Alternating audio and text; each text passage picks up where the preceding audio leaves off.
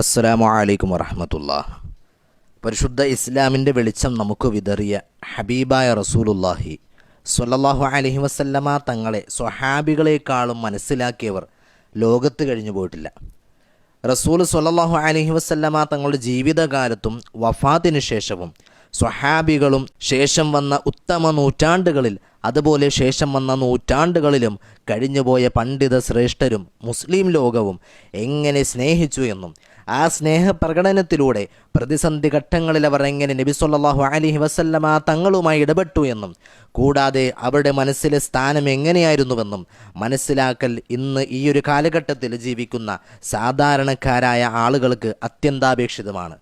കാരണം ഇസ്ലാമിൻ്റെ ലേബലിൽ പ്രവർത്തിക്കുന്ന ഒരു വിഭാഗം കേവലം മുഹമ്മദ് നബി സല്ലല്ലാഹു അലൈഹി വസല്ലമ തങ്ങൾ അള്ളാഹുവിൻ്റെ ദീനായ പരിശുദ്ധ ഇസ്ലാം ഒരു പോസ്റ്റ്മാൻ്റെ റോളിൽ കൊണ്ടുവന്ന വ്യക്തി എന്ന രീതിയിലാണ് പലപ്പോഴും അവതരിപ്പിച്ച് കാണുന്നത്.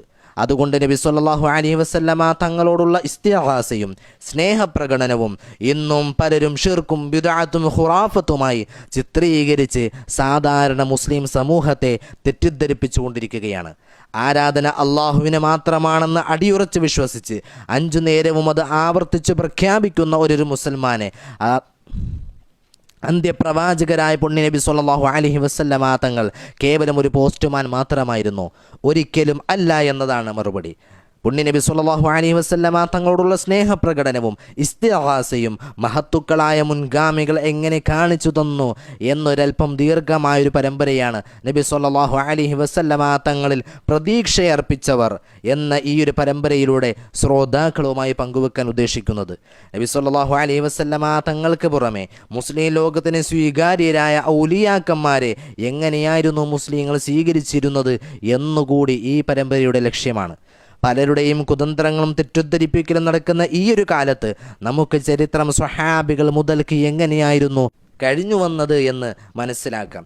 അത് അറിയലും മനസ്സിലാക്കലും അത്യാവശ്യമാണ്. അള്ളാഹു നമ്മുടെ തെറ്റിദ്ധാരണകൾ മാറ്റാനും ഹബീബായ നബി സല്ലല്ലാഹു അലൈഹി വസല്ലമ തങ്ങളെ കൂടുതൽ അറിയാനും മുൻഗാമികളായ മഹത്തുക്കളുടെ മാതൃക പിന്തുടരാനും നമുക്ക് അള്ളാഹു തൗഫീഖ് നൽകട്ടെ. ആമീൻ. ആദ്യമായി നമ്മൾ മനസ്സിലാക്കുന്നത് നബി സല്ലല്ലാഹു അലൈഹി വസല്ലമ തങ്ങളുടെ ഏറ്റവും അടുത്ത കൂട്ടുകാരനായ സിദ്ദീഖ് റളിയല്ലാഹു അൻഹു. അവിടുന്ന് മരണാസന്നമാകുന്ന സമയത്ത് 1-ാം ഖലീഫയായിരുന്ന സയ്യിദുനാ അബൂബക്കർ സിദ്ദീഖ് റളിയല്ലാഹു അൻഹു കൂടെയുള്ള സ്വഹാബികളോട് പറഞ്ഞ കാര്യമാണ് നമ്മൾ ഇന്ന് മനസ്സിലാക്കുന്നത്.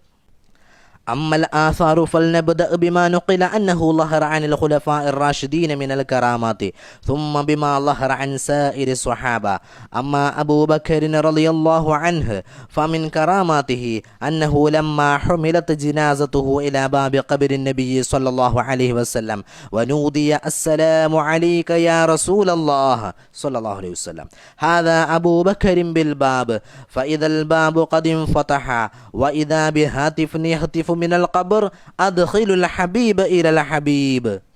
എൻ്റെ വഫാത്തിന് ശേഷം നിങ്ങൾ എൻ്റെ ജനാസയും എടുത്ത് തിരുനബി സല്ലല്ലാഹു അലൈഹി വസല്ലമ തങ്ങളുടെ ഖബർ നിലകൊള്ളുന്ന റൂമിന് പുറത്തു പോയി നിന്ന് ജനാസ മറവ് ചെയ്യാനുള്ള സമ്മതം ചോദിക്കണം. നബി സല്ലല്ലാഹു അലൈഹി വസല്ലമ തങ്ങളുടെ സമ്മതം ലഭിച്ചാൽ മാത്രം നിങ്ങൾ എന്നെ മുറിക്കുള്ളിൽ കടത്തി മറവ് ചെയ്യുക. അതല്ല സമ്മതം ലഭിക്കുന്നില്ലെങ്കിൽ നിങ്ങൾ ജന്നത്തുൽ ബഖീഅയിൽ കൊണ്ടുപോയി ഖബറടക്കം ചെയ്യുക. ഇപ്രകാരം അബൂബക്കർ സിദ്ദീഖ് റളിയല്ലാഹു അൻഹു വഫാത്തായപ്പോൾ സ്വഹാബികൾ ജനാസയും എടുത്തുകൊണ്ട് തിരുനബി സല്ലല്ലാഹു അലൈഹി വസല്ലമ തങ്ങളുടെ മുറ്റത്ത് കൊണ്ടുപോയി വെച്ച് സലാം ചൊല്ലിക്കൊണ്ട് നബി സല്ലല്ലാഹു അലൈഹി വസല്ലമ തങ്ങളോട് വിളിച്ചു പറഞ്ഞു, ഓ നബിയേ, തങ്ങൾക്ക് പ്രിയപ്പെട്ട അബൂബക്കർ സിദ്ദീഖ് റളിയല്ലാഹു അൻഹുവിനെ കൊണ്ടുവന്നിട്ടുണ്ട്, ഉള്ളിലേക്ക് കടത്തി മറവ് ചെയ്യാൻ സമ്മതമുണ്ടോ എന്ന് ചോദിക്കപ്പെട്ടു. ആ സമയത്ത് അവിടെയുള്ള വാതിൽ തുറക്കപ്പെട്ടതായും സ്നേഹിതനെ ഇഷ്ടത്തോടനിലേക്ക് നിങ്ങൾ പ്രവേശിപ്പിക്കുകയും എന്ന ഒരു അശരീരി കേൾക്കുകയും ചെയ്തു. അത് പ്രകാരം അബൂബക്കർ സിദ്ദീഖ് റളിയല്ലാഹു അൻഹുവിനെ അവിടെ ഖബറടക്കം ചെയ്തു. നബി സല്ലല്ലാഹു അലൈഹി വസല്ലമ തങ്ങളോട് ഒന്നിച്ച് ജീവിക്കുകയും അങ്ങേയറ്റം സ്നേഹിക്കുകയും ഇസ്ലാമിലെ പ്രഥമ പുരുഷനായി മെമ്പറാവുകയും ചെയ്ത അബൂബക്കർ സിദ്ദീഖ് റളിയല്ലാഹു അൻഹു വഫാത്തിന് ശേഷം തിരുനബി സല്ലല്ലാഹു അലൈഹി വസല്ലമയുടെ അടുക്കലല്ലാതെ കിടക്കാൻ മറ്റൊരു സ്ഥലം അന്വേഷിക്കുമെന്ന് ചിന്തിക്കാൻ വകുപ്പില്ലല്ലോ.